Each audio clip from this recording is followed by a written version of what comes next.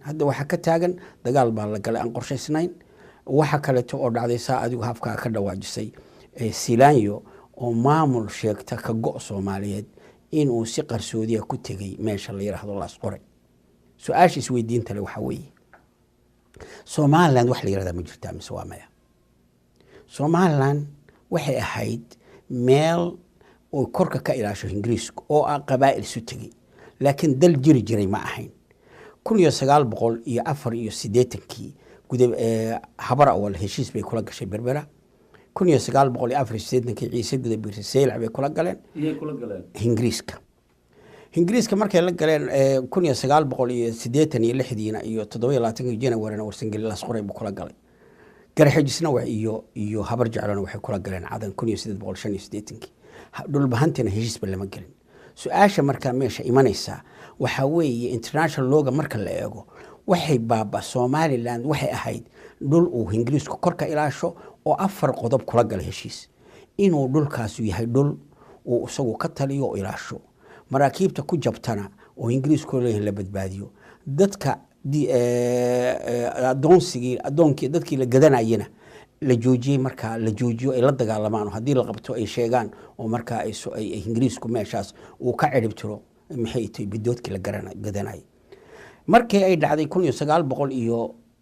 la soo gaaray 1900 wasaad ogsoontahay waxa dhacay qaybsigii Afrika Partition of Africa 1884 1884 markaas oo deegaanka Soomaaliyeed la kala qaybiyay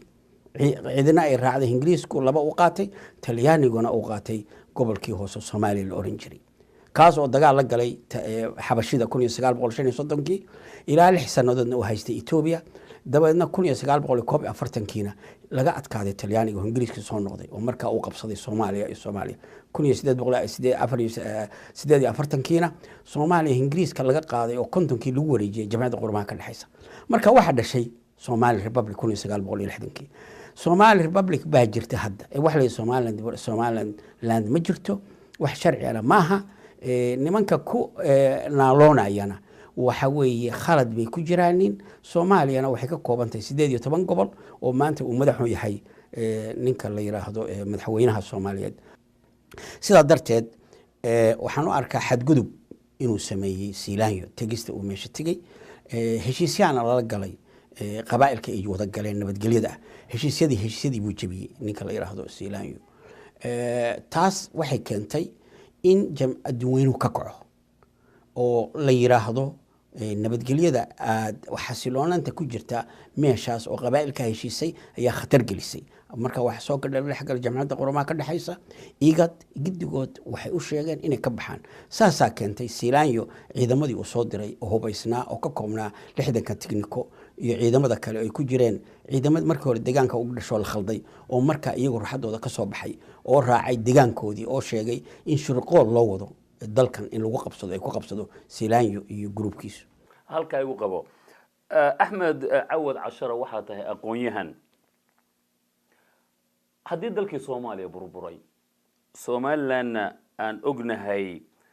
Soomaaliya inteeda kale ka hor 26 June in Ingiriiska xorriyad siiyay uu ku siiyay magaca Somaliland oo beelaha warsangeli gadabiirsi iyo dhulbahante iyo cidii deegaanka degtaaba ay ka mid ahaayeen Soomaalina burburtay oo heshiin weyday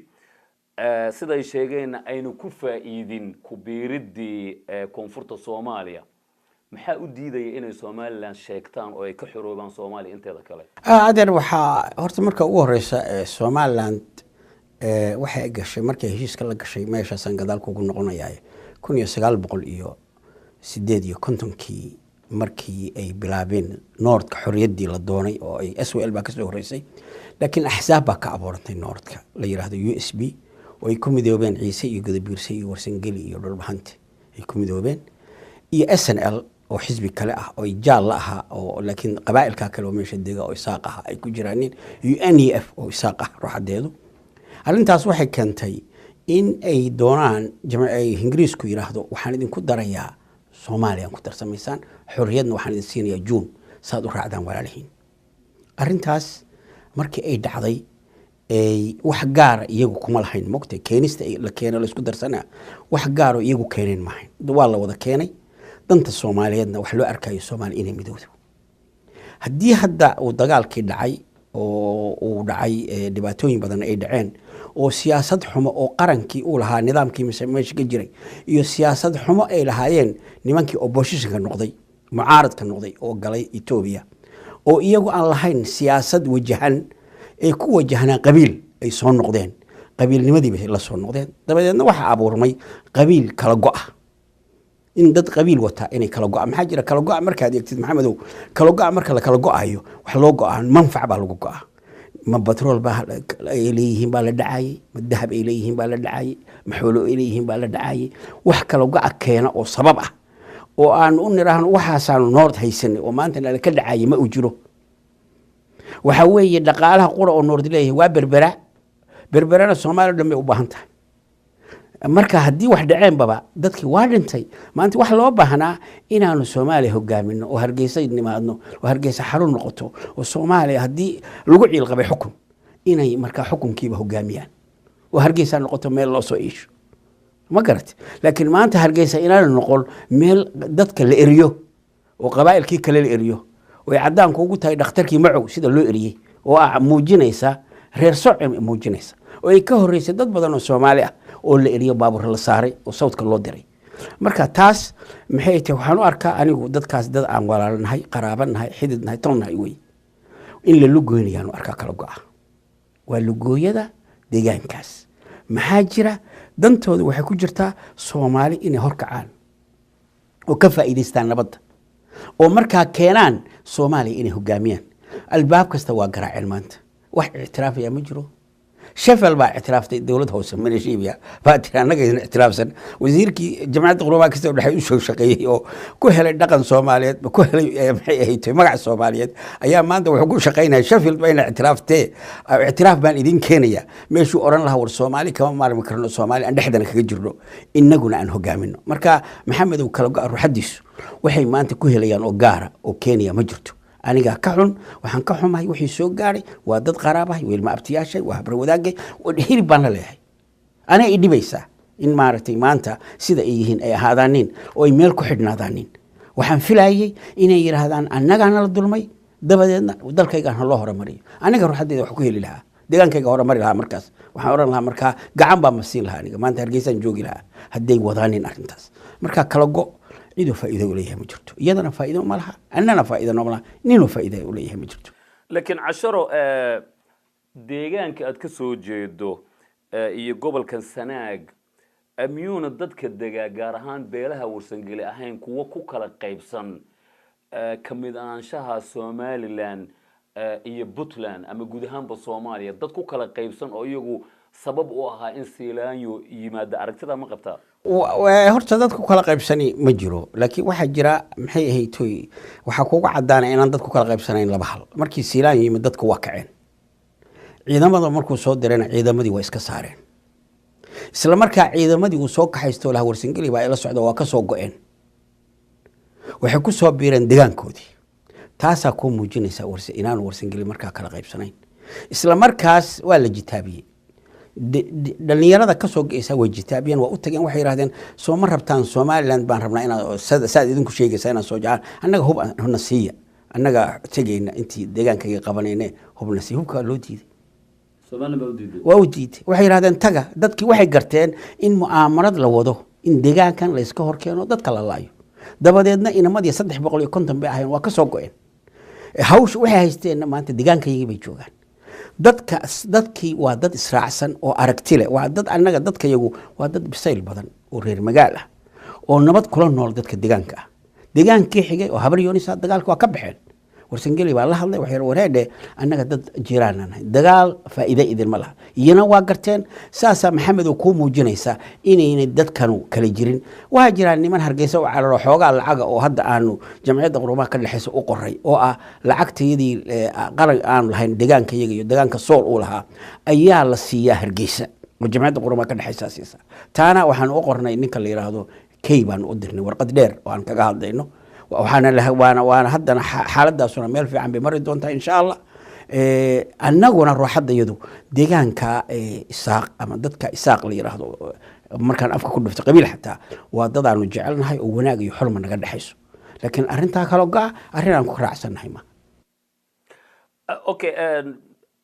casharo waxaad ku celceliso afka ku dhufatay beesha isaaq waxay ka mid tahay dadka deegaamada dega ee la magac baxay magacan jamhuuriyadda Somaliland waxaa madaxweyne ka soo noqday niman beeshaas ahayn oo aan la soconno oo madaxweyne ka soo noqday oo xilligiisii dhamaystay haddii ay ka mid ahaayeen ay horay uga mid ahaayeen deegaamadan sanaag oo ay la xoroobeen dhulka iyaga ah isla markaana ay iyagii weli qaar ka mid yihiin wada rabinba ay rabaan miyayna ahayn in ay dadka deegaamadaas iyagu dib isugu noqdaan oo ay soo wada hadlaan oo go'aan buuxo oo midaysan ay ka qaataan arrinta iyada haddii maslaxad kuma ba jirto kala go'aan moogta inaan hal isku fahanno weeye maxamedow maslaxad ma ku jirtaa kala go' weeye maya weeye mar haddaana maslaxadi ku jirin loo baahna wax laga wada hadlo way wax laga hadlayaa dhaqan iyo maslaxad wax laga hadlayaa in dad dhaqaaloobo xurmo la gaaro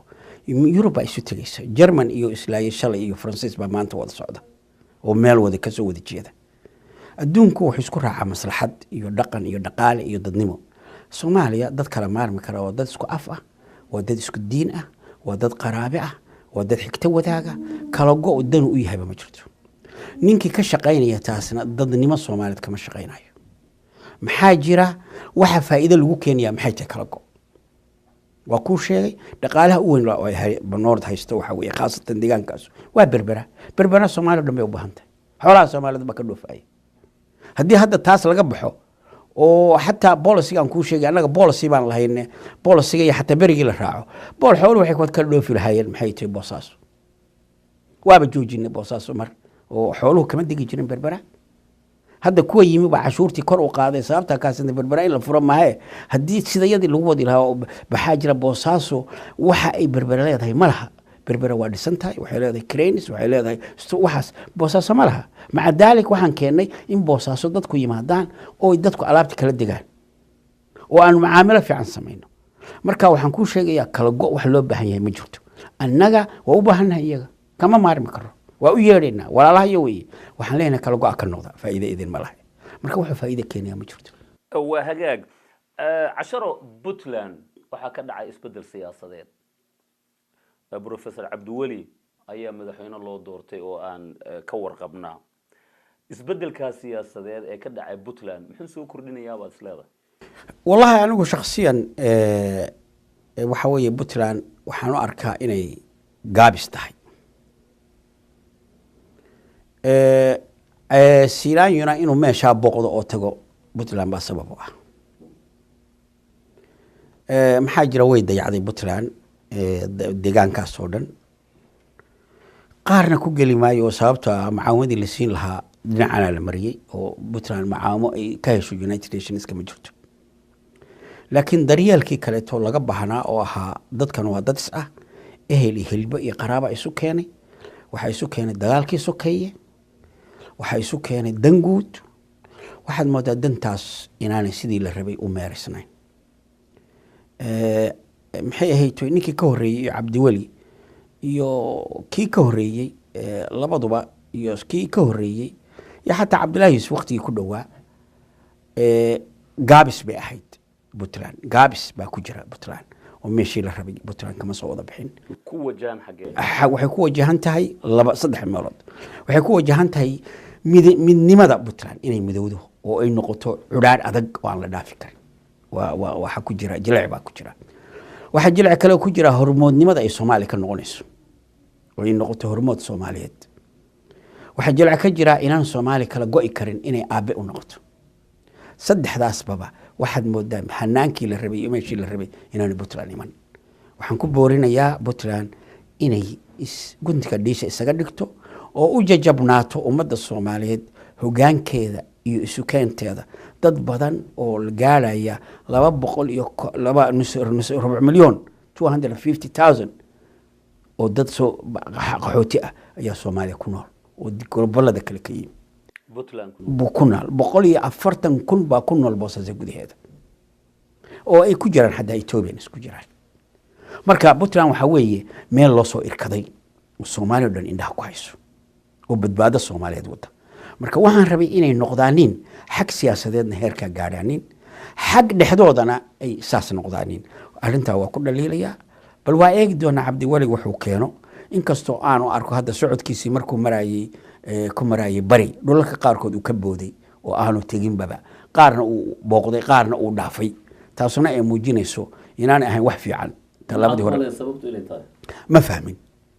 ma fahmin laakiin taas waxadeedu arrin fiican ma ahayn waxaan ku boorinaynaa Cabdiwali inuu garto ma ogtahay marxaladda lagu jiro iyo ummadda Soomaaliyeed si loo badbaadin lahaa dhacday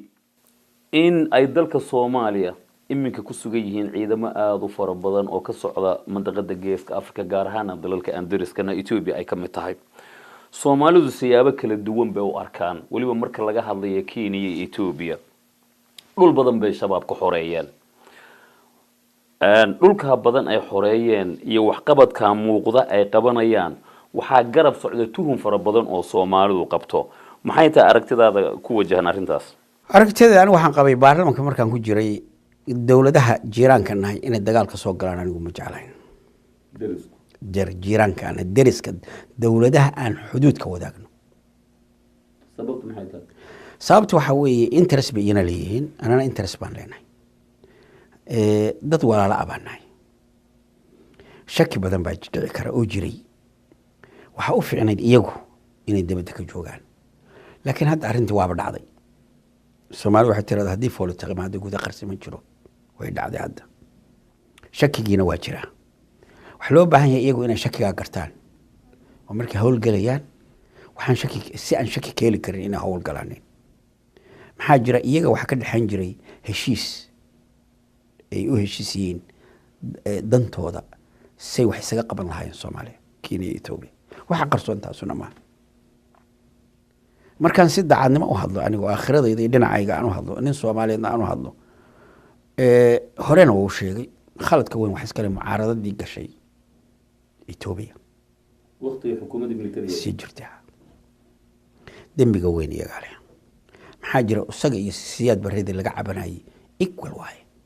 waliba siyaad bare wuxuu ku roon yahay dalku haystay hadduu cid laayeen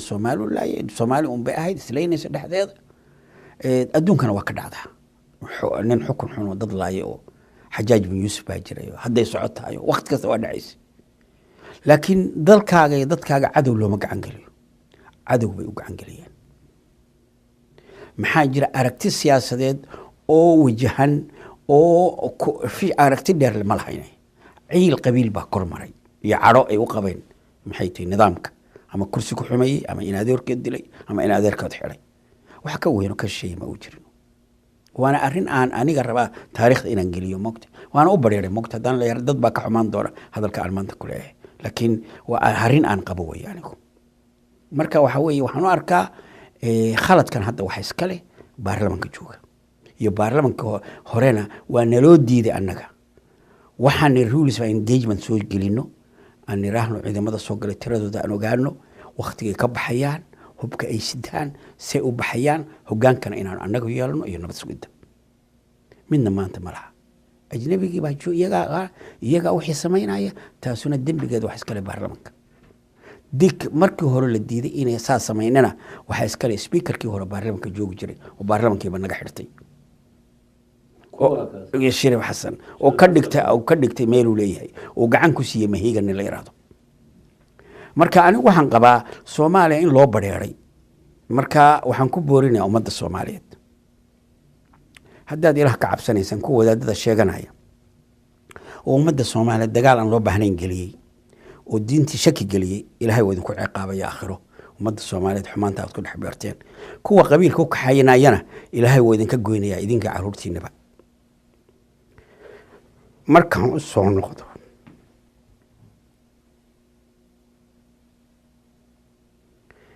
waayaha yaalla oo aada culus waxaan ugu yeerayaa dhalinyarada dibadda ku dhalatay oo aan qabiilka arki jirin inay fahmaan qowmiyaddu waxay tahay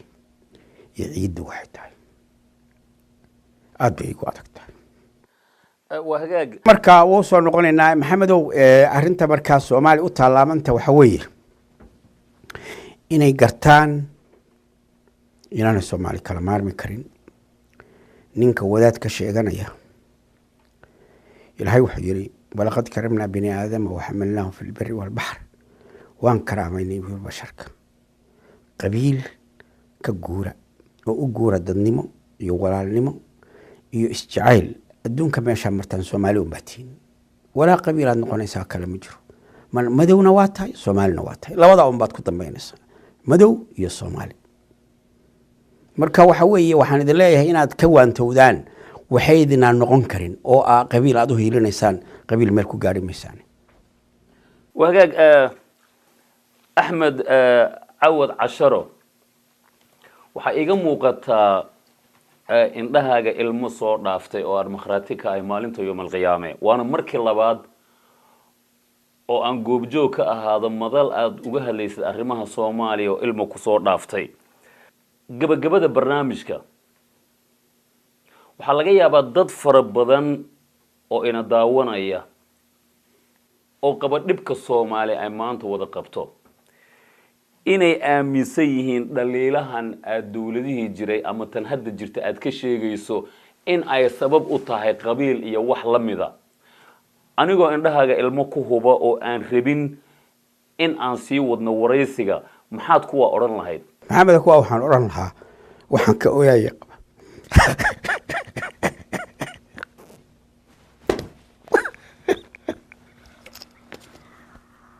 وهجاج داود يالي صاحب يالبكاس وحوها حلبان هوريه أقونيهن أحمد عود عشرة